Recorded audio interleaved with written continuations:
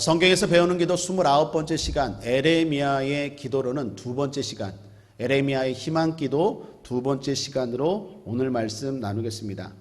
어느 주일학교에서 일어난 일입니다. 선생님이 아이들에게 질문했습니다. 천국 가고 싶은 사람 손들어 봐요. 그랬더니 아이들이 하나도 빠짐없이 손들었답니다. 그때 선생님이 다시 질문했습니다. 지금 가고 싶은 사람 손들어 봐요. 그랬더니 하나도 안 들었대요. 어른은 어떨까요? 어른도 아마 똑같을 것 같아요. 누구나 천국을 가고 싶어 합니다. 그러나 지금 가고 싶어요? 라고 물으면 조금 달라집니다. 이유는 아마 여러 가지가 있겠지만 크게 두 가지일 거예요. 죽음이 두렵고 또 하나는 그만큼 아직도 세상에 미련이 많이 남아있기 때문일 것입니다. 그런데 우리가 진짜 천국을 안다면, 천국을 맛본다면 아마도 이 세상이 그리 좋은 것이 아님을 알 것입니다. 왜 그렇습니까? 우리가 이 땅을 성도라는 이름으로 살아가도 여전히 고통과 아픔이 있기 때문입니다. 오늘 본문이 바로 그런 상황입니다. 유다에 엄청난 가뭄이 임했습니다. 유다는 북이스라엘에 비해서도 선택받은 민족입니다. 솔로몬 이후에 이스라엘이 갈라졌죠. 북이스라엘, 남유다. 그 정통성을 이어가는 곳이 유다, 남유다입니다. 그러니까 이스라엘보다도 유다 하면은 더욱더 하나님의 백성이라고 생각할 수 있는 그곳에 가뭄이 임했는데 엄청난 가뭄이었습니다. 유다 전체가 힘들었습니다. 성문을 가진 도시들도 임했고 특히 무엇보다도 수리시설이 잘 되어 있는 유다의 수도였던 예루살렘까지도 가뭄으로 인해서 큰 어려움을 겪고 있었습니다. 어느 한 곳도 예외 없이 고통당하는 극심한 가뭄이었습니다. 준비된 우물들이 있었을 것입니다. 그런데 다 바닥났습니다. 제가 지금 14장 앞절을 설명하고 소개하고 있는 것입니다. 힘이 있다 하는 귀족들이 하인들에게 물 좀 구해오라라고 하지만 구하지 못합니다. 농사 짓는 사람들도 농사 지을 물이 없어서 어려운 상황입니다. 가뭄 앞에 도시도 사람도 예외가 없습니다. 힘 있는 사람이나 힘 없는 사람이나 다 어려운 상황이라는 것입니다. 거기에다가 사람뿐만 아닙니다. 짐승들도 고통 가운데서 예외는 아닙니다. 들 암사슴 이야기가 나옵니다. 새끼를 낳았습니다. 그런데 먹을 풀이 없어서 새끼를 낳자마자 버려지고 죽어갑니다. 들나귀가 나오는데 생존 본능이 강한 짐승 가운데 하나가 들나귀입니다. 들나귀들도 먹을 것이 없어서 실황이라고 말하는데 오늘날로 말하면 들개 또는 자칼 같은 그러한 짐승입니다. 이러한 들나귀가 마치 들개처럼 눈이 퀭하여서 시체를 찾아 돌아다니는 상황입니다. 모두가 이 가뭄 앞에 엄청난 고통을 당하고 있습니다. 사랑하는 여러분, 우리 힘으로 안 되는 일들이 있다라는 것입니다. 내가 아무리 준비하고 내가 아무리 힘쓰고 내가 아무리 대비해도 어찌할 수 없는 고통들이 다가온다라는 것입니다. 비가 안 올 때를 대비해서 운물을 팠습니다. 관계 수로를 정비했습니다. 그러나 그걸 뛰어넘는 그 한계치를 뛰어넘는 어려움들이 발생하더라는 것입니다. 올해만 해도 태풍이 몇 번 찾아왔죠. 작년에는 없었나요? 재작년에는 없었나요? 우리가 대비 안 했나요? 대비하지만 그럼에도 불구하고 이러한 감당할 수 없는 어려움과 고통이 있다라는 것입니다. 그럴 때 어떻게 해야 될까요? 기도해야 되겠죠. 사방이 막혀 있어도 항상 하늘은 열려 있다라는 말이 있습니다. 무슨 말입니까? 기도가 살아 있어야 된다. 어떤 상황에서도 우리는 하늘을 봐야 된다라는 의미겠죠. 시편 기자는 말합니다. 내가 산을 향하여 눈을 들리라. 나의 도움이 어디서 올꼬? 나의 도움이 천지를 지신 여호와에게서로다. 그러므로 똑같은 어려움이지만 감당할 수 없는 재난이지만 성도에게는 기도가 있습니다. 하나님을 의지하고 하나님을 바라봐야 한다라는 것입니다. 아멘이십니까? 그런데 문제는 그 다음이에요. 기도하는데도 안 될 때가 있어요. 기도하면 하나님이 도와주시고 내 힘으로 안 되는 모든 것들을 해결해 주셔야 되는데 기도해도 안 돼요. 하나님이 응답하지 않으세요. 뿐만 아니라 하나님이 아예 기도를 안 받겠대요. 더 심각한 건요. 주의 종들 보고 기도, 중보기도도 하지 말래요. 11, 12절을 보십시오. 여호와께서 또 내게 이르시되 너는 이 백성을 위하여 복을 구하지 말라. 그들이 금식할지라도 내가 그 부르짖음을 듣지 아니하겠고 번제와 소제를 드릴지라도 오늘날 예배겠죠. 내가 그것을 받지 아니할 뿐 아니라 칼과 기근과 연병, 전염병이에요. 전염병으로 그들을 멸하리라. 이거 진짜 심각한 거예요. 우리는 기도의 능력을 믿습니다. 기도가 살아있으면 아무리 어려워도 우리는 산다는 걸 믿습니다. 그런데 이게 진짜 심각한 건 뭐냐? 하나님이 기도에 응답하지 않을 뿐만 아니라 아예 기도 자체를 안 받겠다고 말하고 더 심각한 건 주의 종들 보고 너 그 사람 복 빌지 마, 그 사람 위해서 기도하지 마라고 명령까지 내리셨어요. 도대체 왜? 도대체 어떻게 된 일이기에 하나님이 이렇게 하실까요?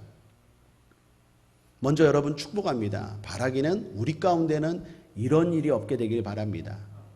그런데 혹시라도 내가 이렇게 기도하는데도 불구하고 응답이 안 된다면 오늘 이 본문을 통해서 다시 한번 조심스럽게 우리의 삶을 돌아보는 교훈의 시간 되길 바랍니다. 세 가지로 나누겠는데요. 첫 번째, 회개 없는 간구 때문입니다. 10절을 보십시오. 함께 읽겠습니다. 시작. 여호와께서 이 백성에 대하여 말씀하시되 그들이 어그러진 길을 사랑하여 그 발을 금하지 아니하므로 나 여호와가 그들을 받지 아니하고 이제 그들의 죄를 기억하고 그 죄를 벌하리라. 주님이 왜 기도에 응답하지 않습니까? 더 나아가 왜 기도하지 말라고 말합니까? 더 나아가 그 사람을 위하여 중보도 하지 말라고 주의 종들에게 왜 명령합니까? 하나님이 말해요. 회개가 없다라는 거예요.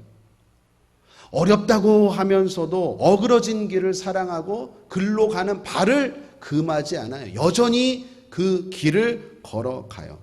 발걸음을 멈추지 않습니다.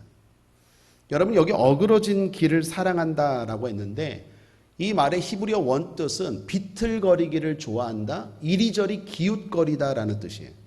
그러니까 정확하게 말하면 하나님만 의지하지 않는다, 하나님 말씀에 순종하지 않는다라는 거예요. 하나님을 의지한다고 하면서 다른 것들을 바라보고 하나님을 믿는다고 하면서 여전히 그 발은 죄악된 길을 걸어가요. 그러면서도 하나님 도와주세요, 하나님 해결해 주세요 하니까 하나님이 뭐라고 말합니까? 기도하지 말라는 거예요. 응답하지 않겠다라고 말합니다. 사랑하는 여러분, 하나님은 성도를 환난에서 구원하시는 분인 줄 믿습니다. 그러나 여전히 잘못된 것을 의지하고 잘못된 길을 가면서 하나님의 도움을 바란다면 그 기도는 헛된 기도입니다. 그런 기도를 하면서 어떤 사람은 말합니다. 왜 하나님이 응답하지 않냐고. 오히려 하나님을 원망까지 해요. 이 정말 어리석은 거겠죠. 우리는 기도가 응답되지 않을 때 기도의 능력을 의심하면 안 돼요. 더 나아가 기도에 응답하지 않는 하나님을 원망하면 안 돼요. 제일 먼저 뭘 해야 됩니까? 나 자신을 살펴야 돼요. 내 발이 어디를 향하고 있는지. 시편 1편에 보면 복 있는 사람은 악인의 꾀를 쫓지 아니하고 죄인의 길에 서지 아니하고 그다음 오만한 자의 자리에 앉지 않는다고 했는데 나는 도대체 어떤 생각, 어떤 길, 어떤 자리에 있는지 그거 먼저 살피고 기도해야 돼요. 그러한 돌이킴이 없이, 그러한 끊음, 그러한 결단 없이 하나님 도와주세요. 왜 안 도와주십니까? 라고 말한다면 오늘 이런 일들이 벌어진다라는 것입니다. 혹시 다른 것을 의지한 적은 없습니까? 혹시 말씀에 순종하고 있는지 안 하고 있는지 한번 살펴보고 오늘도 하나님 앞에 기도하는 저와 여러분 되기를 주님의 이름으로 축원합니다. 두 번째는 근거 없는 평안입니다. 유다는 지금 잘못된 길을 걸어가면서도요, 계속 그 길을 걸어갑니다. 그러면서 이런 생각을 해요. 난 잘 될 거야. 난 평안해. 왜 이 사람들이 이렇게 생각했을까요? 대표적인 이유가 거짓 선지자들 때문이래요. 거짓 선지자들이 말합니다. 좋은 말만 해요. 칼이 임하지 않을 거래요. 재앙이 임하지 않을 거래요. 기근을 당하지 않을 거래요. 전염병 임하지 않을 거래요. 똑바로 살아라 라고 말하지 않아요. 그냥 무조건 잘 된다고 말해요. 합격한다고 말해요. 하나님 말씀대로 살지도 않는데 여전히 내가 죄된 길을 걸어가면서 잘못하고 있는데 거짓 선지자들, 싹군이라고 말하죠. 하나님이 보낸 종이 아니에요. 그런 종들은 어떻게 해요? 너희가 잘 될 거래요. 그러면서 힘있게 말합니다. 13절 마지막에 확실한 평강을 줄 거래요. 아주 확실하게 마음을 안돈시켜요. 이에 하나님이 뭐라고 말씀합니까? 14절이에요.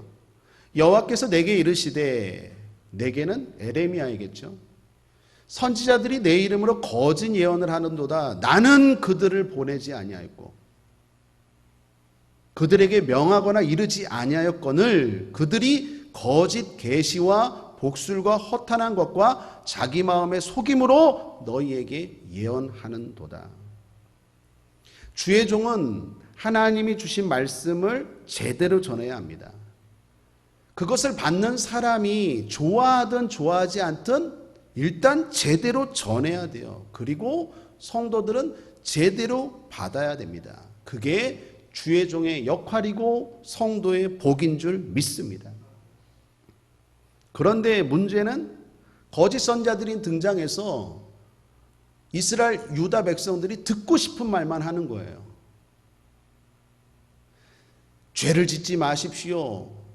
회개하십시오. 그 말은 듣고 싶지 않으니까 그 말은 하지 않고 무조건 잘 된다, 평안하다, 괜찮아, 하나님이 위로하셔, 확실해, 확실해. 그런 말을 듣고 이런 사람들이 계속해서 그 길을 걸어가더라라는 것입니다. 거짓 선지자들만 문제이겠습니까? 백성들도 문제이겠죠. 그런 것들만 사모하니까 그런 사람들이 더욱 많아지겠죠. 총체적인 어려움이에요. 우리가 지금 특별 다니엘 기도회를 9월 1일부터 계속해서 하루에 3번씩 하고 있습니다. 거기에 보면 왕들이 나와요. 느부갓네살 왕, 벨사살 왕, 다리오 왕, 고레스 왕. 이 왕들이 나오는데 이 왕들이요, 공통점이 뭐냐면 주변에 순아부꾼들만 있어요. 엄청나게 많은 술객, 갈대아 술사, 점성술사, 또 여러 신하도 종류별로 다 있어요. 그런데 주변에 하나같이 진리를 왕에게 제대로 말하는 사람이 없어요. 왜 그럴까요? 왕이 그걸 싫어하니까 그러겠죠. 그러니까 총체적으로 문제다라는 것입니다.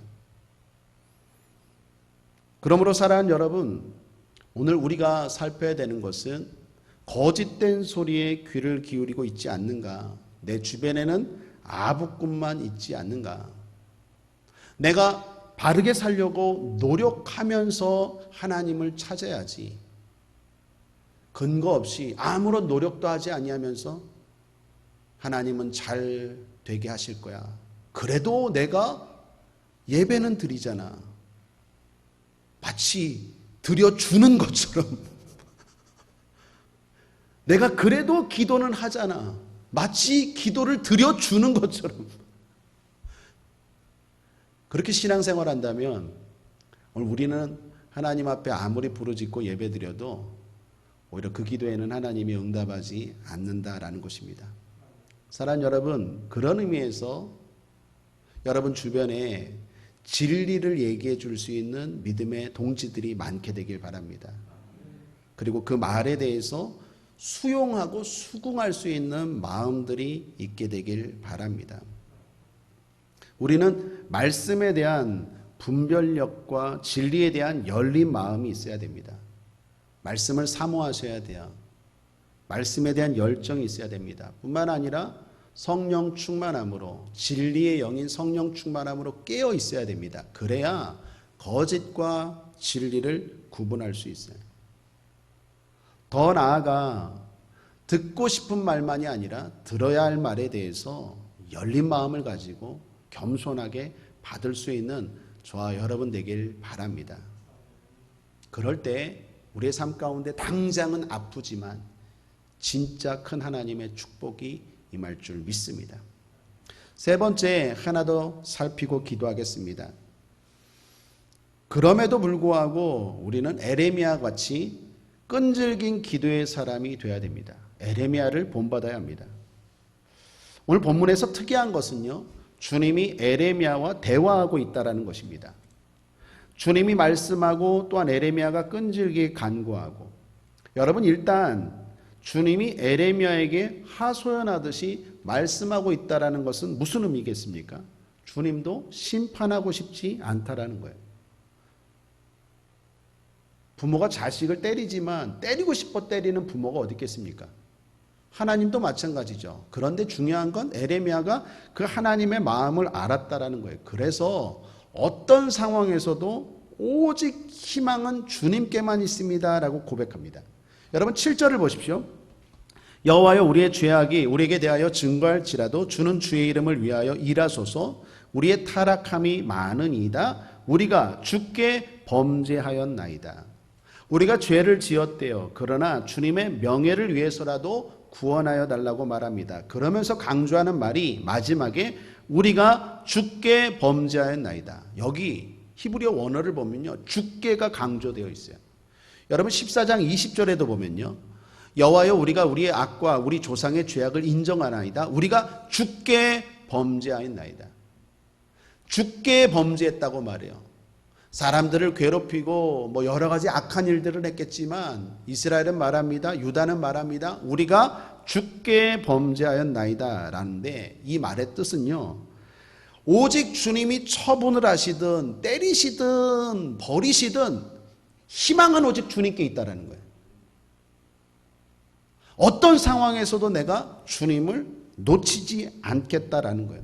그러면서 8절에도 보십시오. 주님은 소망입니다. 어려울 때 구원자입니다 라고 말합니다. 여기 소망이라는 단어를 보십시오. 의외로 구약 성경에 소망이라는 단어가 별로 없어요. 소망이라는 단어가 잘 안 나와요. 총 5번 나오는데 그 중에 에레미야서에요 3번이 나와요. 그래서 제가 에레미야의 기도를 희망기도, 소망기도라고 잡은 거예요. 에레미야 하면 보통 눈물 말하거든요. 그런데 구약 성경에 소망이라는 미크웨라는 단어가 5번 나오는데 그 중에 3번이 에레미야예요. 여러분, 상황은 어려워요. 상황은 고난이에요. 더 이상 갈 때까지 갔어요. 하나님도 뚜껑이 열릴 때까지 열렸어요. 그래서 기도도 안 받겠다고 말하고 아예 그 사람을 위해서 기도도 하지 말래요. 그럴 정도로 화가 났지만 에레미야는요, 포기하지 않고 물러서지 않아요. 때려도 주님만이 소망이라는 거예요. 그래서 물러서지 않아요. 여러분 보시면요, 주님이 또 거절합니다. 이렇게 기도했더니, 그랬더니 에레미야도 포기하지 않고 13절에 보면 이해라고 말해요. 그랬더니 14절에 또 주님이 말씀하죠. 그랬더니 주님, 에레미야도 포기하지 않고 19절에 또 어떻게 합니까? 주께서라고 또 물러서지 않아요. 여러분 이후에 보면요, 에레미야가 끝까지 물러서지 않아요. 이게 앞에서부터 쭉 읽어보면요, 에레미야가 얼마나 끈질기게 붙들고 있는지를 볼 수 있어요. 앞에 7장 16절에서도요, 하나님이 또 한 번 얘기했어요. 이 백성 위해서 기도하지 말라고. 7장 16절, 그런즉 너는 이 백성을 위하여 기도하지 말라. 그들을 위하여 부르짖어 구하지 말라. 내게 간구하지 말라. 내가 너를 듣지 아니하리라. 내가 너는 살려줄게. 그런데 이 백성을 위해서는 기도하지 마. 그런데도 끈질기게 기도해요. 그래도 하나님 아니십니까? 그래도 하나님의 백성 아닙니까? 우리는 잘못했지만 하나님의 이름, 하나님의 영광을 위해서라도 용서하십시오. 불쌍히 여겨 주옵소서, 긍휼을 여겨 주옵소서 물러서지 않아요. 11장 14절에서도 또 한 번 주님이 말씀하셨어요. 그러므로 너는 이 백성을 위하여 기도하지 말라. 그들을 위하여 부르짖거나 구하지 말라. 그들이 그 고뇌를 인하여 내게 부르짖을 때 내가 그들을 듣지 아니하리라. 하나님도 갈수록 어조가 좀 높아지는 것 같아요. 근데 에레미야도 물러서지 않아요. 잘못했다고 하면서도 꾸역꾸역 하나님 앞에 또 기도하고 대드는 것처럼 어떻게 보면 붙들고 있다라는 거예요. 왜 그럴까요? 진짜 주님께만 소망이 있기 때문에 그래요. 여러분, 진짜 주님께만 소망이 있는 사람은요, 삐지지 않아요. 말은 오직 주님께 소망이 있습니다, 오직 주님만이 희망입니다 하면서도 별거 아닌 것 같고 맨날 삐지고 상처받고 그리고 떠나는 건 주님을 의지하고 있고 소망이라고 생각하지 않는 거예요. 에레미야는요, 하나님이 말합니다. 너 기도하지 마. 뭐라고 한두 번이 아니에요. 막 심한 말도 하지만 맞아요, 하나님 잘못됐어요. 그럼에도 불구하고 하나님께만 소망이 있어요 라고 말하고 기도하고 있어요. 사랑하는 여러분, 진짜 하나님께 소망을 두는 사람은 기도를 놓치지 않아요. 말만 하나님께 소망을 있습니다 라고 말하는 건 누구나 알 수 있지만 그걸 진짜 그 사람의 진심이라면 그 사람은 절대로 기도를 놓치지 않아요. 내가 아무리 죄를 짓고 하나님이 나를 어떻게 대해도 죽이든 살리든 나는 주님밖에 없습니다 라고 에레미야처럼 매달려요. 이런 사람이 있으면 결국 하나님은 회복시키십니다. 놀라운 건 하나님이 그럼에도 불구하고 예레미야와 자꾸 대화하고 있어요. 무슨 말입니까? 하나님의 마음을 에레미야가 아는 거예요. 하나님도 회복시켜주고 싶은 거예요. 하나님은 우리를 죽이는 분이 아니라 살리고 우리가 잘 되기를 원하시는 하나님 아버지인 줄 믿습니다. 기도하겠습니다. 말씀을 정리합니다. 에레미야의 희망기도라는 제목으로 두 번째 말씀 나누었습니다. 총체적인 난국 앞에 기도해야 됩니다. 그럼에도 불구하고 응답이 안 됩니까? 세 가지를 살펴보십시오. 일단 하나님 앞에 잘못한 것은 없는지, 죄악된 길을 계속해서 걸어가면서 하나님 앞에 간구한다면 그 기도는 헛기도예요. 하나님은 속일 수 없어요. 그러므로 내가 잘못한 것 없는지 살펴봐야 됩니다. 또 하나, 거짓된 소리에 귀를 기울이고 있지 않는지, 듣고 싶은 이야기만 들으려고 하고 있지 않는지 살펴봐야 됩니다. 그리고 어떤 상황에서도 오직 하나님만이 희망이라는 끈질긴 믿음을 갖고 기도하고 있는지, 작은 시련 앞에 주저앉고 시험 들고 삐지고 뒤로 물러가고 있지는 않는지, 오늘 우리가 이렇게 살피고 기도한다면 우리의 기도를 주님은 반드시 에레미야처럼 들어주실 줄 믿습니다.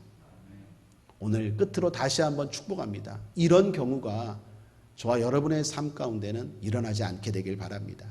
그러나 혹시라도 만약에 일어난다면 오늘 이 기도, 이 상황을 잘 살피고 지혜롭게 대처하고 그리고 복된 길을 우리는 걸어가는 저와 여러분 되길 바랍니다. 끝으로 축복합니다. 꽃길만 걸으십시오. 기도하겠습니다. 좋으신 하나님 아버지 감사합니다. 하나님 아버지, 에레미야의 두 번째 기도를 통하여 우리가 교훈을 삼게 하시니 감사합니다. 지혜롭게 잘 깨닫고 믿음으로 승리하며 복된 길, 주님이 인도하시는 승리의 길을 걸어가는 우리 모두 되게 하여 주옵소서. 감사드리며 예수님의 이름으로 축복하고 기도했습니다. 아멘.